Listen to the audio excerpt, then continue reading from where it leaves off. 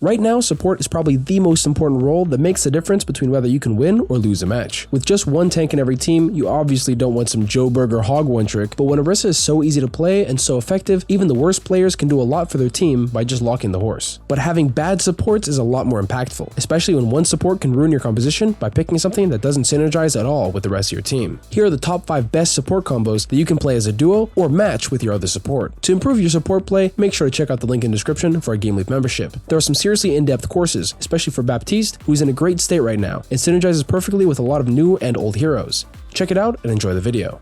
At number 5 is the classic Ana Brigitte combo. Brig often suffers from not having a strong enough neutral without someone to keep safe, and Ana is the perfect ally to benefit from that extra peel. And Ana Brig is almost impossible to kill without ultimates, and even with ultimates, a defensive nade with Inspire and Pax will make most Genjis want to rage quit. Having the Brig on the team allows the Ana to not have to worry about using the defensive nade too much either, and can chuck in antis off cooldown, which will pressure even the craziest meta comps. Even though Ana can work with other heroes, like Mercy or Zen, they all forgo her safety for more damage output, making her more of a glass cannon. But Brig is perfect for keeping both supports alive for as long as possible. This duo is strong, but it's critical to utilize the nade potential to really get the extra boost. And with a Brig helping the Ana to take space as her own personal bodyguard, you can be a lot more aggressive to find those nades in the first place, instead of having to snipe them more unreliably across the whole map. And as for their ultimates, Brig has the defensive rally, and Ana has the aggressive nano, allowing them to combo really well for whatever the situation calls for. Against some more spammier matchups, you'll have to play more careful, but whenever there's an aggressive tank, you can always punish them while having the tools to stay alive yourself. And forget about flankers trying to press you. Ana Brig is the ideal duo to survive and punish a dive engage, sticking together and combining their healing for the ultimate sustain. Next up at number 4 is another old reliable, Baptiste and Lucio.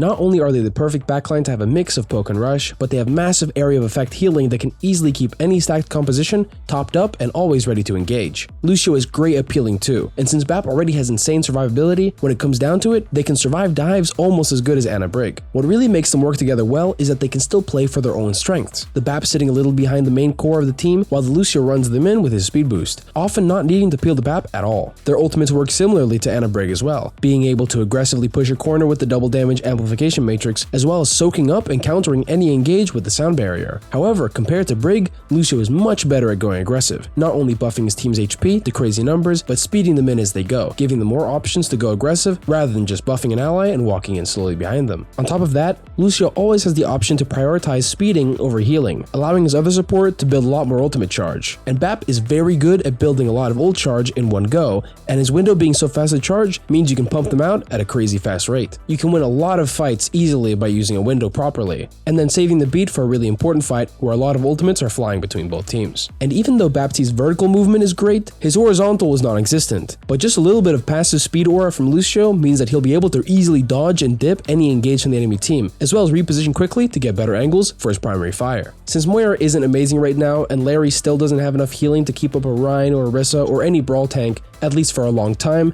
Bap Lucio is definitely the go-to pick for any rush comp, or even a comp that wants to just push in fast. And pushing in fast is definitely the way to go, especially in Overwatch 2. And you don't even need a brawl tank to do it. Bap Lucio is really great for keeping a solid tank up like Zarya, while keeping the rest of your team more dive-oriented, with heroes like Genji or Sojourn to help with the spammy playstyle and the really aggressive go-in fast playstyle. Now for number 3, both new heroes in Overwatch 2, Lifeweaver and Kiriko. Lifeweaver doesn't really fit in too many comps naturally, but his healing output is insane when left to his own devices. The amount of heal output he can deal allows the Kiri to be way more aggressive on the off angle, since she only needs to be healing her DPS who are playing with her on the flank. Kiri is always best when she can focus on just dealing damage instead of healing damage, and Lifeweaver has actually become a really solid super healer, throwing his healing blossoms all over the place, keeping up his tank and damage dealers easily. He's also pretty self-reliable, with his pedal and dash to escape most dive engages. The two of them also have great saving abilities, Kiriko able to dash in with her Suzu or snipe it across the map, and Lifeweaver pulling anyone out of danger. Most compositions with a high damage tank like Zarya, or even a crazy space holder like Rein, can almost never be punished, since the moment you deal just enough damage and force out their shields to the bitter end, they'll be whisked away or made invincible to recover for a critical moment longer. And once again, their ultimates are perfect for playing both aggressive with the Kitsune Rush, speed boosting in with all cooldowns boosted, or defending with a well-placed Tree of Life, making it near impossible to keep pushing for the enemy team. Both of them also have a way to make plays without having to just pocket a tank.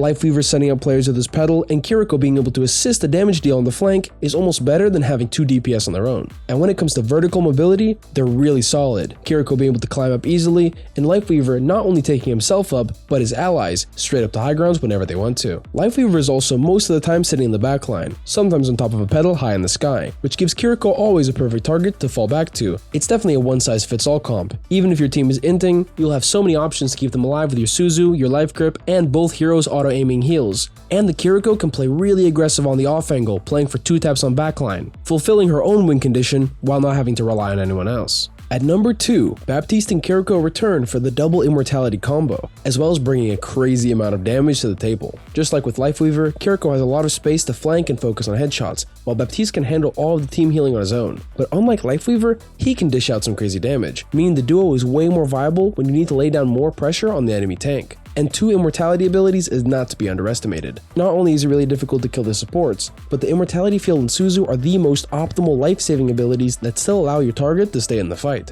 Most of the time you don't need to forcibly remove your allies from the fight with Lifeweaver's life grip. Just a bit of invincibility gives you the time to heal them up and turn the fight on its heel. And even though both Amplification Matrix and Kitsune Rush are primarily aggressive ultimates, having too much aggressive options is never a bad thing, since as Doomfist would say, offense is the best defense. Baptiste and Kiriko with their damage are also the best options for a late fight clutch, both having options to sustain themselves and hit some crazy headshots to give you the picks you need to win the fight. I want to stress how important it is that both your supports are able to do headshot damage, and a lot of it at that. Heroes like Orisa and Ashe do have a strong headshot weakness, but not a lot of people can exploit that. But Baptiste and Kiriko certainly can. And now for number 1, bringing Bap back for a 3rd time along with the newest addition to the support roster, Illari.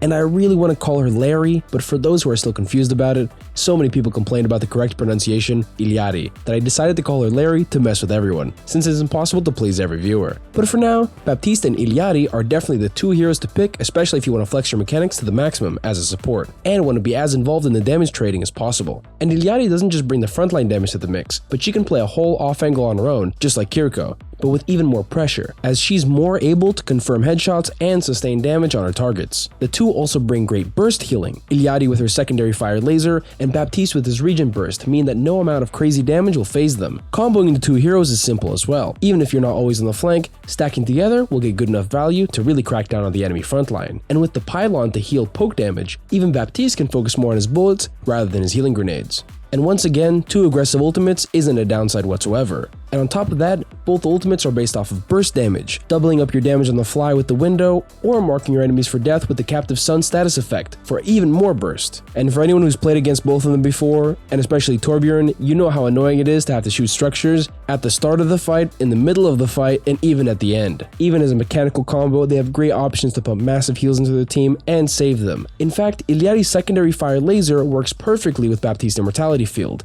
When someone gets low and is saved by the lamp, the 120 health per second beam is ready to help them back on their feet. Those are the best combos that you can play as a duo or even to match with your teammates. Remember that Baptiste and Kiriko are pretty good at matching with a lot of things, so they're always a safe bet. But if you have a Bap on your team, feel free to pick whatever you can, especially whatever's to your strength. Personal preference and comfort means a lot for playing your best. Thanks for watching, and see you next time.